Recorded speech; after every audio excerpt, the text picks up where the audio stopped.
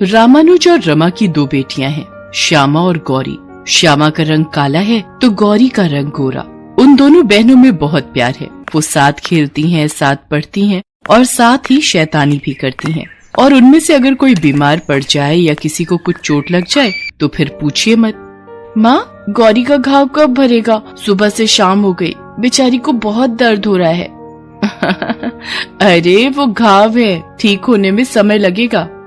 गौरी का घाव जब तक भरा नहीं, श्यामा चैन से न सोई और न खाई। और जब वो पूरी तरह ठीक हो गई तो दोनों बहनें फिर से निकल गईं मस्ती करने। श्यामा, कितने दिन हो गए ना हमें बाहर घूमे, चलो बाबा के खेत पर चलते हैं।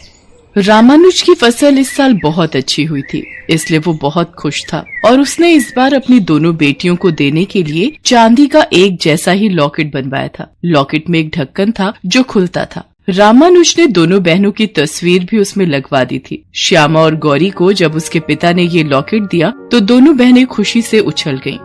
गौरी, ये लॉकेट कितना अच्छा है ना, देख इसमें हम दोनों की तस्वीरें भी हैं। हाँ श्यामा, मुझे ये लॉकेट बहुत पसंद है। एक काम करती हूँ, मैं ना अपने वाले लॉकेट में तेरी फोटो लगा लेती हूँ और तू मेरी फोटो लगा। अगर हम कभी दूर हुए तो कम से कम फोटो तो तुम्हारे साथ रहेगी।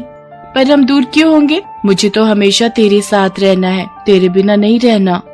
रामानुज और रमा दोनों बहनों के प्यार को देखते तो उनकी आंखें भर जाती थी। इन दोनों बहनों के प्यार को किसी की नजर न लगे रमा, ये हमेशा साथ साथ रहें।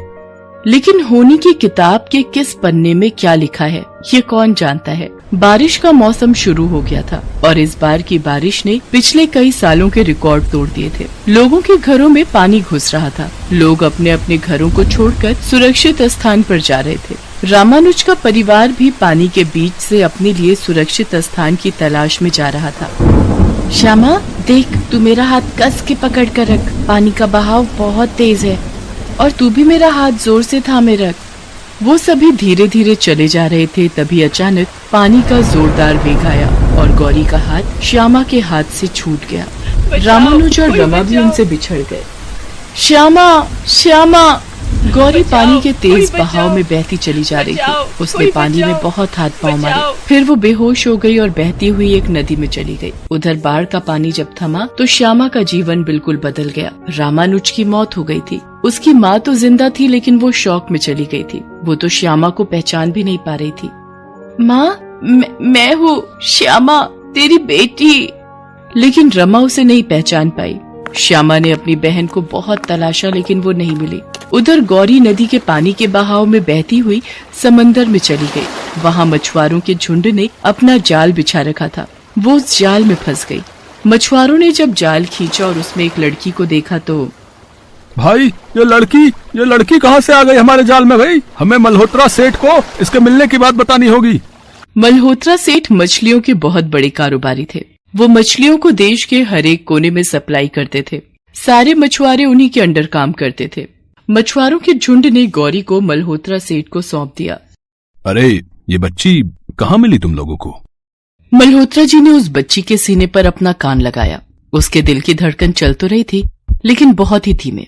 वो बच्ची को लेकर तुरंत अस्पताल पहुंचे। डॉक्टर ने उसका चेकअप किया और कहा, देखिए, बच्ची की हालत सीरियस है, हमें इसे ऑब्जर्वेशन में रखना होगा। डॉक्टर साहब, बच्ची को कुछ नहीं होना चाहिए, चाहे कितने भी पैसे खर्च हो जाए, बस इसे ठीक कर दो। मल्होत्रा सेठ के पास पैसों की कोई कमी नहीं थी। कमी थी तो सिर्फ एक औलाद की। उसकी पत्नी अंजलि और वो खुद शादी के 13 साल के बाद भी बच्चे की किलकारी का इंतजार कर रहे थे। गौरी को वो भगवान के आशीर्वाद की तरह समझ रहे थे। अंजलि, देखना, इस बच्ची को कुछ नहीं होगा। भगवान ने इसे हमारे घर में अंधेरे को मिटाकर रोशनी करने के लिए भेजा है। 2 दिन बाद गौरी को होश आ गया, लेकिन गौरी अब पुरानी सारी बातों को भूल चुकी थी। यहाँ तक कि उसे अपना नाम तक याद नहीं था। मल्होत्रा जी ने उस बच्ची को नाम दिया रिंकी और उसे गोद ले लिया। समय बीतता गया। गौरी अब एक नए नाम रिंकी के साथ बड़ी होने लगी। उसके पास अब दुनिया की सारी दौलत थी। वो ऐशो आराम में पलने लगी। हालांकि गौरी पुरानी सारी बातें भूल गई थी, लेकिन वो हमेशा एक सपना देखती कि वो डूब रही है और कोई गौरी गौरी पुकार रहा है। उस रात भी वो वही सपना देख रही थी और चौंक कर उठ गई। उसकी चीख की आवाज सुनकर उसके माता पिता भागते हुए आए। क्या हुआ बेटी, तुमने फिर से वही सपना देखा क्या? हाँ मॉम, फिर से वही सपना। वैसे ये गौरी किसका नाम है? मेरा नाम तो रिंकी है। गौरी अब पहले वाली गौरी नहीं रह गई थी। पैसे ने उसे घमंडी बना दिया था। वो अपने आगे किसी को कुछ नहीं समझती थी। उधर श्यामा की माँ की हालत वैसी ही थी। उसकी याददाश्त अभी तक वापस नहीं आई थी। कुछ लोगों ने श्यामा को सलाह दी कि उनका इलाज शहर में कराए, इसलिए वो उसे लेकर शहर आ गई। देखिए, इन्हें किसी बात का गहरा सदमा लगा है और वो सदमा इनके दिमाग में अंकित हो गया है। जब तक वो मिटेगा नहीं, ये ठीक नहीं होंगी। श्यामा अब अपनी माँ को गांव वापस नहीं ले जाना चाहती थी, क्योंकि वहाँ पर पुरानी सारी यादें बसी थी। अगर वो उन्हीं के बीच में रहती तो कभी ठीक नहीं होती। उसने शहर में ही रहने का तय कर लिया और यहाँ पर काम की तलाश करने लगी। संयोग से उसे गौरी के यहाँ नौकरानी का काम तो मिल गया, लेकिन गौरी श्यामा के रंग के कारण उसे बिल्कुल पसंद नहीं करती थी और हमेशा उसका मजाक उड़ाती रहती थी। ओ काला जामुन, इधर आ, जरा मेरे सिर में दर्द हो रहा है, फटाफट तेल लगा दे। जी मेम साहब। गौरी श्यामा से घर का सारा काम करवाती और हर बात में उसका मजाक उड़ाती। एक दिन गौरी के कुछ दोस्त उससे मिलने आए हुए थे। तभी गौरी ने दोस्तों के सामने उसका मजाक उड़ाना शुरू कर दिया।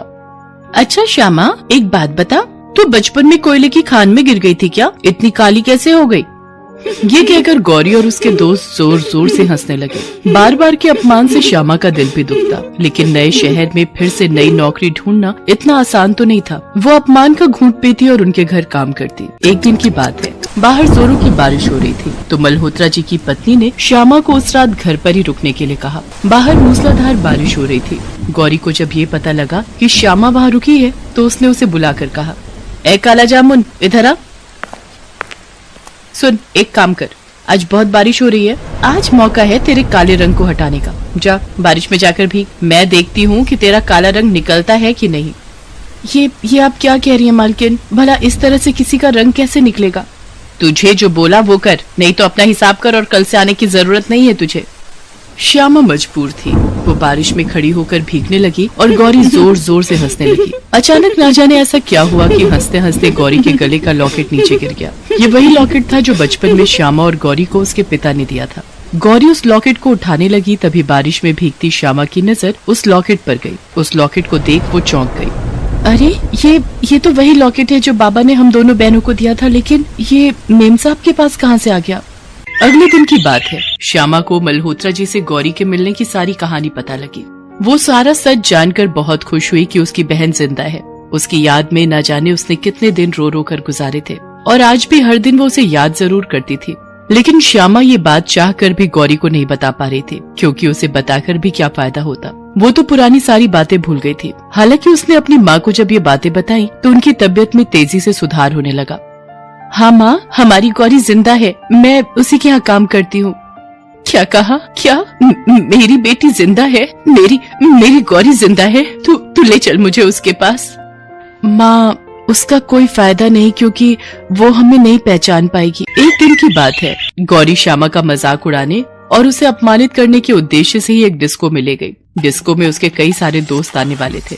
वो सभी आए। क्या बात है रिंकी, तेरी बहन को यहाँ एंट्री दे दी डिस्को वालों ने? वो क्या है ना, यहाँ स्मार्ट लोगों को एंट्री देते हैं ना। अरे यार, बड़े पापड़ बेलने पड़े। वो तो मैं इसे इसलिए ले आई क्योंकि काली चीज साथ रहेगी तो मुझे नजर नहीं लगेगी। उसकी बात सुनकर सभी हंसने लगे। बेचारी श्यामा चुपचाप खड़ी सबको देख रही थी। तभी डिस्को में आए दूसरे कुछ लड़के जो नशे में भी थे, गौरी की बात सुनकर गौरी के साथ बदतमीजी करने लगे। हाय हाय, ये तो बहुत सही गई तुमने। तुम इतनी सुंदर हो कि तुम्हें किसी की भी नजर लग सकती है? लेकिन फिकर नॉट, हम बन जाएंगे ना तुम्हारे लिए काजल। क्यों आए लोग हैं? ये कहकर उन लड़कों ने उसका हाथ पकड़ लिया और अपनी ओर खींचने लगे। अरे ये क्या कर रहे हो? छोड़ मुझे, छोड़ो। अरे ऐसे कैसे छोड़ दें? तुम्हें हमारे बिना नजर लग गई तो? ये कहकर उन बदमाश लड़कों ने जेब से चाकू भी निकाल लिया। गौरी के सारे दोस्त ये देखकर रफू चक्कर हो गए, लेकिन श्यामा को अपनी बहन के साथ हो रही बदतमीजी बिल्कुल पसंद नहीं आई और वो उन लड़कों से भिड़ गई। ओ तेरी, देख रहा है इस मेरी कौम को, हैं? बहुत शौक चढ़ा है इसे लड़ने का, है?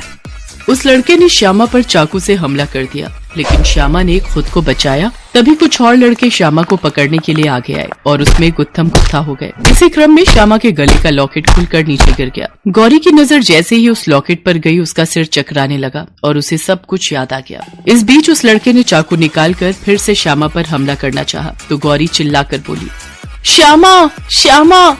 गौरी के मुंह से अपना नाम सुनकर श्यामा को जोश आ गया। उसके बाद तो उन दोनों बहनों ने मिलकर उन शराबी लड़कों के छक्के छुड़ा दिए। इस बीच डिस्को के मालिक ने पुलिस को फोन कर दिया। पुलिस उन लड़कों को पकड़ कर ले गई। श्यामा, मेरी बहन, तू आ गई, तू मेरे पास आ गई। दोनों बहनें एक दूसरे से मिलकर फूट फूट कर रोने लगे, लेकिन इस बार उनकी आंखों में खुशी के आंसू थे।